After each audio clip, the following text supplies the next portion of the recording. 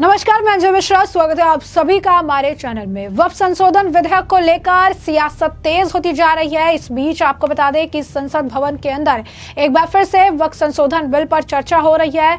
खुद गृह मंत्री अमित शाह भी वहां मौजूद है। साथ ही साथ आपको बता दें कि जदयू के नेता ललन सिंह और संजय झा भी मौजूद है। वक्फ बिल को लेकर इस पर चर्चा हो रही है। साथ ही साथ अब इस मामले में एक बड़ा अपडेट, यूं कहिए कि एक बड़ी करवट जो है ली है, वो ये कि पहले टीडीपी ने अपना समर्थन वक्फ बिल को लेकर दिया था सरकार को, और अब जदयू ने भी अपना समर्थन सरकार को देने की बात कर दी। और यह बहुत बड़ी बात है कि जदयू, जिसे लेकर कहा जा रहा था कि हो सकता है कि बिहार में होने वाले समय विधानसभा चुनाव हैं, तो इसे लेकर नीतीश कुमार पलटी मार दे या फिर राजनीति के लिए एक पर्टिकुलर कम्युनिटी का समर्थन करने पर उतरा है, लेकिन ऐसा कुछ भी देखने के लिए नहीं मिला है। और अब जदयू भी खुलकर अपना समर्थन सरकार को दे रही है वक्फ संशोधन बिल को लेकर, जिसके वजह से ओवैसी बुरी तरह से बौखलाए भी नजर आ रही हैं। तो वक्फ संशोधन विधेयक को लेकर सियासत तेज होती जा रही है और कल इस बिल को संसद में पेश करने की खबर है।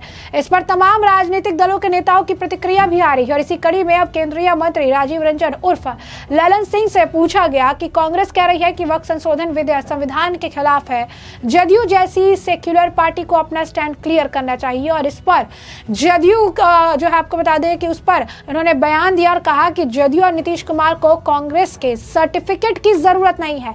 क्या कुछ और कह रहे हैं ललन सिंह, सुनिए।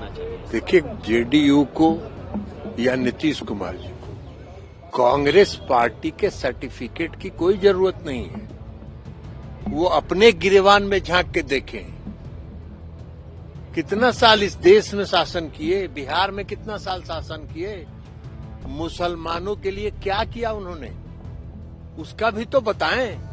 नीतीश कुमार जी को सर्टिफिकेट की जरूरत नहीं है। नीतीश कुमार जी ने पिछले 20 वर्षों में मुसलमानों के हक में उनके सामाजिक, आर्थिक, शैक्षणिक उत्थान के लिए जो काम किया है, वो देश की आजादी के बाद किसी राज्य में आज तक किसी सरकार ने काम नहीं किया। नीतीश कुमार जी ने भागलपुर का जो दंगा हुआ था, जिसमें हजारों मुसलमान मारे गए थे, किसके शासनकाल में हुआ था? कांग्रेस पार्टी के शासनकाल में हुआ। क्या किया इस कांग्रेस पार्टी ने? नीतीश कुमार जी ने सभी दंगा पीड़ित परिवारों को न्याय दिया, और न्याय ही नहीं दिया, जो बेवा हो गई थी उन सबों को आज तक वो पेंशन दे रहे हैं। तो उनके सर्टिफिकेट की जरूरत है नीतीश कुमार जी को? सेकुलरिज्म की, सेकुलरिज्म उनके लिए नारा है। वो वोट के लिए राजनीति करते हैं। न उनको देश से मतलब है, न मुसलमानों से मतलब है। उनको अपने वोट की चिंता रहती है। नीतीश कुमार जी काम करते हैं, इसलिए उनके कांग्रेस पार्टी के, और हमने जयराम रमेश जी का भी बयान देखा है, जयराम रमेश जी के सर्टिफिकेट की जरूरत नीतीश कुमार जी को न है और न जेडीयू को। तो आपकी पार्टी का क्या स्टैंड है? आपकी पार्टी हमारी पार्टी जो करेगी वो लोकसभा में करेगी, मीडिया के माध्यम से नहीं करेगी। तो साफ तौर पर आपने सुना, उन्होंने कहा कि नीतीश कुमार को और जदयू को कांग्रेस के सर्टिफिकेट की जरूरत नहीं है, वो अपने गिरबान में झांक के देखे। उन्होंने इस देश और बिहार में कितने साल शासन किया, उन्होंने मुसलमानों के लिए क्या किया है। मुख्यमंत्री नीतीश कुमार ने पिछले 20 वर्षों में मुसलमानों के हक और उनके उत्थान के लिए जो काम किया, वो देश में आजादी के बाद किसी राज्य में आज तक किसी सरकार ने नहीं किया। भागलपुर में जो दंगा हुआ था, हजारों मुसलमान मारे गए थे, वो किसके शासनकाल में हुआ? कांग्रेस पार्टी के शासनकाल में हुआ था। कांग्रेस ने उनके लिए क्या किया? नीतीश कुमार ने सभी दंगा पीड़ित परिवार को न्याय दिया। उन्होंने कहा कि दंगे की वजह से जो महिलाएं विधवा हो गई, उन्हें आज तक पेंशन दी जा रही है। कांग्रेस सर्टिफिकेट की जरूरत है क्या नीतीश कुमार को? सेक्युलरिज्म कांग्रेस के लिए नारा है, ना उनको देश से मतलब है, ना मुसलमानों से मतलब है, उनको अपने वोट की चिंता रहती है। नीतीश कुमार काम करते हैं और इसीलिए कांग्रेस पार्टी और जयराम रमेश का बयान देखा है, उनके भी सर्टिफिकेट की जो है उन्हें भी कोई जरूरत नहीं है। यही नहीं, आपको बता दें कि जदयू के तमाम नेता जो है, उनका इसी तरीके से बयान है, और उनका भी जो बयान है उसे साफ तौर पर समझ आ रहा है कि जदयू ने अब अपना समर्थन जो है सरकार को दे दिया है। इस मामले को लेकर राजीव रंजन का बयान है, जदयू नेता है, क्या कुछ कह रहे, सुनिए। देखिए, वक्फ बिल के संशोधन को लेकर राज्य के अल्पसंख्यक समुदाय के प्रतिष्ठित व्यक्तियों ने बिहार के करिश्माई मुख्यमंत्री नीतीश कुमार जी से मुलाकात की थी, और उन्होंने बिंदुवार अपनी आशंकाओं को उनके सामने रखा। गंभीरतापूर्वक नीतीश कुमार जी ने सुना और उन तमाम प्रश्नों को, सवालों को, उनकी जो आशंकाएं थी, उनको उन्होंने पार्टी के संसदीय दल के नेताओं को प्रेषित किया और निर्देशित करते हुए ये कहा कि जेपीसी में इन तमाम सवालों को वो रखें। जेपीसी में सुना गया और हमें विश्वास है कि वक्फ अमेंडमेंट बिल का जो मसौदा है उसमें इन सुझावों को शामिल किया गया होगा। तो साफ तौर पर आपने राजीव रंजन का बयान तो सुना ही, साथ ही साथ आपको बता दें कि इस मामले को लेकर जैसा कि हमने आपको कहा कि तमाम लोग जो है बयान दे रहे हैं इस मामले पर। केसी त्यागी का भी बयान है, क्या कुछ कह रहे हैं जदयू के नेता केसी त्यागी, सुनिए। पार्टी के जो सदन में नेता हैं ललन सिंह जी हैं, वो चिंताएं उनसे भी शेयर की गई हैं। हमें उम्मीद है कि जो वक्फ बोर्ड बिल है उसमें जेडीयू की जो चिंताएं वो भी सम्मिलित हों। तो साफ तौर पर आपने सुना, नेताओं का कहना है कि कुछ मुस्लिम कम्युनिटी के लोग आए थे, उन्होंने नीतीश कुमार से मुलाकात की, नीतीश कुमार से लेकर कुछ चीजें जो है शेयर की है। उन्होंने कहा है कि इस पर ध्यान देने की जरूरत है और हमें पूरा भरोसा है कि जब वक्त संशोधन बिल लाया जाएगा तो सरकार ने उन बिंदुओं पर जो है उन्होंने ध्यान रखा होगा और चीजों को लेकर आएंगे और हम जो है उसी के हिसाब से काम करेंगे। वहीं जब उनसे आपको बता दें कि जिस तरीके से वक्त संशोधन विधेयक पर स्टैंड की बात अगर करें तो उन्होंने साफ तौर पर यह भी कहा कि हमारी पार्टी जो करेगी लोकसभा में करेगी और हमारी पार्टी का स्टैंड क्लियर है। हाल ही फिलहाल में चंद्रबाबू नायडू की जो पार्टी है उन्होंने भी अपना समर्थन सरकार को देने की बात कही थी और जिस तरीके से आपको बता दें कि चिराग पासवान ने भी 2 टूक बयान दिया था, उससे बात साफ था कि चिराग पासवान का भी स्टैंड इस मामले को लेकर क्लियर है। यानी पूरी तरीके से जो लोगों को उम्मीद थी या जो लोग नीतीश कुमार को भड़काने का प्रयास कर रहे थे कि नीतीश कुमार अब एक बार फिर से जो है राजनीति के लिए पलटी मार जाए या फिर कुछ दूसरा विकल्प चुन ले या तमाम चीजें, नीतीश कुमार ने अपने बयान से और अपने स्ट्रैटेजी से उन सभी के मुंह पर करारा तमाचा मारा है और ये बात उनकी पार्टी के द्वारा स्पष्ट कर दिया गया है कि वक्फ संशोधन विधेयक के साथ जो संशोधन किया जाएगा उसे लेकर ये सरकार के साथ है और बिल कल पेश की जाएगी और उन्होंने अपना स्टैंड जो है क्लियर कर दिया है कि वो सरकार के साथ है। और ऐसे में कल वक्फ संशोधन बिल को जो है टेबल किया जाएगा और इससे ठीक पहले ये बहुत बड़ा बयान है और एक बहुत बड़ा एक सपोर्ट जो है वो अब सरकार को मिलता नजर आ रहा है। 2 साथी चंद्रबाबू नायडू और अब नीतीश कुमार का साथ भी उन्हें मिल रहा है। वहीं दूसरी तरफ असदुद्दीन ओवैसी इस मामले को लेकर बौखलाए हुए हैं, उनके बयान सामने आ रहे हैं जहां पर वो बोल रहे हैं कि ये जो वक्फ बिल ये लेकर आए हैं ये बर्बाद बिल है। इन्होंने जो कुछ किया जो वक्त के लिए कर रही है, हिंदू मुसलमान में फूट डालना चाहते हैं।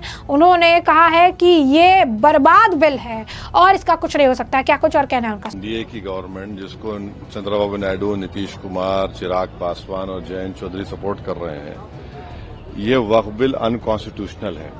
ये वक्फ बिल आर्टिकल 14, आर्टिकल 25, 26, 29 का ग्रेव वायलेशन है। ये वक्फ बिल नहीं है बल्कि ये वक्फ बर्बाद बिल है ये। और अगर चंद्रबाबू नायडू, नीतीश कुमार, चिराग पासवान, जयंत चौधरी इसकी तायीद करेंगे तो वो अपने पॉलिटिकल रीजंस की वजह से या जो भी उनके है नैरो रीजन तायीद कर रहे हैं नरेंद्र मोदी सरकार की, ये बात साबित हो जाएगी कि वो मुसलमानों की मस्जिदों को, दरगाहों को, खानखाहों को, इवैक्यू वक्फ प्रॉपर्टीज को और लिमिटेशन एक्ट अप्लाई करेंगे तो एनक्रोचर्स को रिवॉर्ड करेगी। तो वो उसकी ये सपोर्ट कर रहे हैं। उनको ये देखना चाहिए कि ये सपोर्ट तो कर रहे हैं मगर क्या आप 5 साल के बाद जब जाएंगे जनता के पास क्या जवाब देंगे उनको? अब तो बिहार का चुनाव भी है। तो ये अनकॉन्स्टिट्यूशनल। एक बात समझिए, वक्फ बाय यूजर सरकार निकाल रही है। हिंदू धर्म में mud by user, temple by user allowed है, तो यहां पर क्यों अलाउ नहीं कर रहे आप? हिंदू एंडोमेंट बोर्ड में कोई नॉन हिंदू मेंबर नहीं बन सकता, तो यहां पर आप नॉन मुस्लिम को क्यों बना रहे हैं? तीसरी बात यह है कि एंडोमेंट का जो ट्राइब्यूनल है उसका डिसीजन के खिलाफ आप रिव्यू डालते हैं, यहां पर आप कह रहे हैं कि उसको अपील करेंगे। हिंदू एंडोमेंट बोर्ड में कमिश्नर, कोई भी हिंदू एंडोमेंट कमिश्नर कोई प्रॉपर्टी को डिक्लेयर कर सकता है एज अ हिंदू धर्म की प्रॉपर्टी। कलेक्टर का कोई रोल नहीं हिंदू एंडोमेंट बोर्ड में, क्यों कलेक्टर को लेकर आ रहे हैं आप? तो ये सब जो चीजें कर रहे हैं ना, एक ही मकसद है, मुसलमानों से नफरत और इस देश में हिंदुत्व की आइडियोलॉजी के तहत ये एक प्रोजेक्ट है जिससे मुसलमानों को उनके रिलीजन से दूर करना, रिलीजियस प्रॉपर्टीज को छीन लेना। हमारा डिमांड एक ही है कि जो चीजें हिंदू धर्म के लिए, एंडोमेंट बोर्ड के लिए सही है, यहां पर गलत कैसे हो रही है? वो जो सिख गुरुद्वारा प्रबंधक कमेटी में कोई नॉन सिख मेंबर नहीं बन सकता, तो यहां पर कैसा कोई नॉन मुस्लिम बनेगा? ये बात आपको समझने की जरूरत है। आर्टिकल 25, 26, 29, 14 का ग्रेव वायलेशन है। इनको सोचना चाहिए चंद्रबाबू नायडू को, अभी वक्त है उनके पास है, सोचना चाहिए कि आप क्या बर्बाद करने का। साफ तौर पर आपने असदुद्दीन ओवैसी का बयान भी सुना। उन्होंने भी कहा है कि किस तरीके से सरकार का एकमात्र मकसद मुसलमानों को जो है मुसलमानों से नफरत फैलाना है, हिंदुत्व की विचारधारा लागू करना है। उन्होंने चंद्रबाबू नायडू से अपील भी की कि उन्हें सोच समझकर फैसला लेना चाहिए कि वे क्या करवाना चाहते हैं, और उन्होंने इसी के साथ वक्फ को बर्बाद बिल जो है कहकर बताया है। तो साफ तौर पर एक तरफ वक्फ बिल को लेकर सरकार को लगातार समर्थन मिल रहा है। ऐसे में आपको बता दें कि वक्फ संशोधन बिल को लेकर लगातार जो है सरकार को समर्थन मिल रहा है। हाल ही फिलहाल में हमने आपको बताया था कि किस तरीके से कैथोलिक बॉडी जो है सपोर्ट कर रही थी, अभी बिशप वाले जो चर्च ग्रुप थे वो भी सपोर्ट कर रहे थे, और अब 2 और चर्चों ने जो है बैकअप दिया है सरकार को, और वो भी इसके साथ है। वो भी कह रहे हैं कि वक्फ में संशोधन की जरूरत है। हाल ही फिलहाल में अजमेर के चिश्ती का भी बयान था, जहां पर उन्होंने भी कहा था कि वक्फ में संशोधन वक्त की मांग है और ये बहुत ज्यादा जरूरी है। वैसे इस मामले पर भी बयान देते नजर आए। उन्होंने भी कहा कि चिश्ती जो है वो तो सरकार के नौकर हैं, और इसी वजह से वो सरकार के साथ साथ वाली बोली बोलते हैं। सुनिए जरा ओवैसी का बयान कि चिश्ती को लेकर क्या कुछ बयान है उनका। और फिर इनके जो चमचे हैं दुम छल्ले, एक अजमेर दरगाह के वो कौन है, वो दीवान का बेटा है। देखिए, ख्वाजा एक्ट के तहत वो दीवान गवर्नमेंट का एम्प्लॉय है, नौकर है वो गवर्नमेंट का, और आप लोग लिखते नहीं है, बोलते नहीं। उसको हर साल एक कोर्ट का, हाई कोर्ट की जजमेंट से उसको साल में 1.5 करोड़ रुपए मिलते हैं। वो बताए, वो दीवान का बेटा, कि भैया दीवान बताए कि कितना उन्होंने मुस्लिम महिलाओं के लिए, मुस्लिम बेवा महिलाओं के लिए, मुस्लिम यतीम बच्चों के लिए उन्होंने कौन सा मदद की। और उसका तो कोई वक्फ भी नहीं है। उनका कौन सा वक्फ बताइए, उनका तो वक्फ ही नहीं है। तो जैसा कि आपने सुना, उन्होंने उन्हें गद्दार बता दिया और कहा कि उनका तो यही बयान है, क्योंकि वो तो सरकारी मुलाजिम हो चुके हैं और वो इस तरीके के बयान देते हैं। लेकिन वक्फ को लेकर हमारा स्टैंड जो है क्लियर रहेगा, सरकार को मनमानी नहीं करने देंगे। और ऐसे में हमने आपको जो पूरा मामला है विस्तार से बताया है, अपने तमाम बयान सुने हैं, और इस मामले पर अब आपकी जो राय हो कॉमेंट सेक्शन में कॉमेंट करके जरूर से जरूर साझा करिएगा। धन्यवाद।